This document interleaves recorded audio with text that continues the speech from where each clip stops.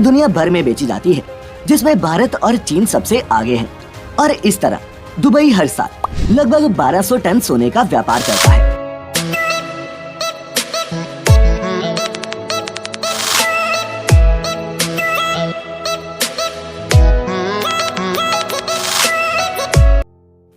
दोस्तों, दुबई के लोगों के लिए सोना ऐसे है जैसे अपने देश में आम हो।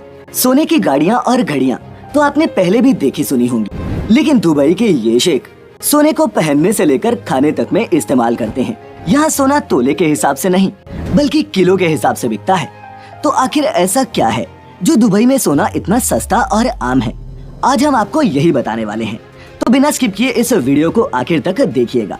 दोस्तों, दुबई को सिटी ऑफ गोल्ड भी कहते हैं। जी हाँ, सिटी ऑफ गोल्ड। और ऐसा इसलिए क्योंकि दुबई के विकास में तेल और टूरिज्म का जितना बड़ा योगदान है, लगभग उतना ही बड़ा योगदान गोल्ड का भी है।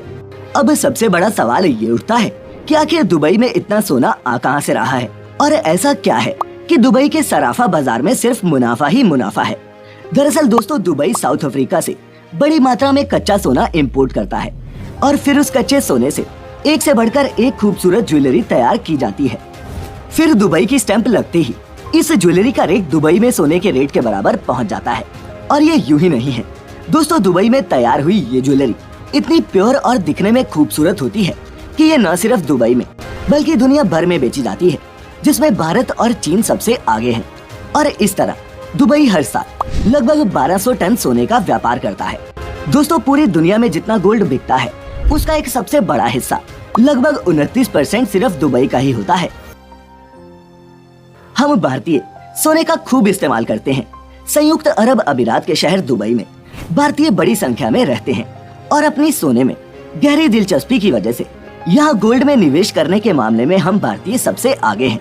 दुबई में भारतीयों के बाद गोल्ड में सबसे ज्यादा निवेश पाकिस्तान, ब्रिटेन, सऊदी अरब, ओमान और कनाडा के लोगों का है। मार्केट के आकार के बाद अब बात करते हैं दुबई का सोना दुनिया भर में इतना मशहूर क्यों है और कैसे ये सोने की इतनी बड़ी मार्केट बन गई। तो दोस्तों, इसका सबसे बड़ा कारण तो ये रहा कि दुनिया भर में सोने की शुद्धता और गुणवत्ता के मामले में दुबई अव्वल नंबर पर है। दुबई में जितने भी ज्वेलर्स गोल्ड बेचते हैं वे सारा गोल्ड सरकार द्वारा उनकी शुद्धता और गुणवत्ता को चेक करके ही प्रमाणित किया जाता है।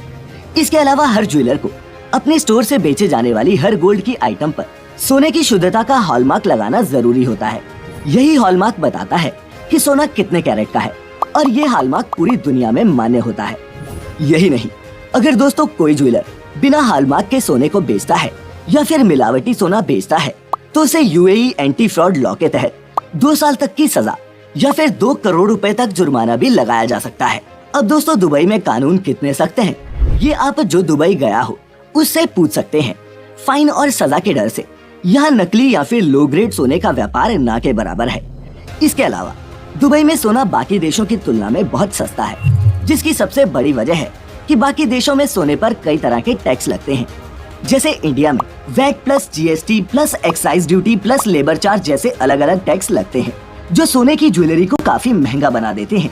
लेकिन दुबई में गोल्ड ज्वेलरी खरीदने पर सिर्फ 5% वैट लगता है और ये टैक्स भी जनवरी 2018 के बाद लगना शुरू हुआ है, जिसका मतलब है कि 2018 के पहले दुबई से सोना खरीदना आज के मुकाबले और भी सस्ता था। इसके अलावा दुबई में आने वाले टूरिस्ट वैट रिफंड क्लेम कर सकते हैं, तो टूरिस्ट के लिए तो गोल्ड और भी सस्ता हो जाता है।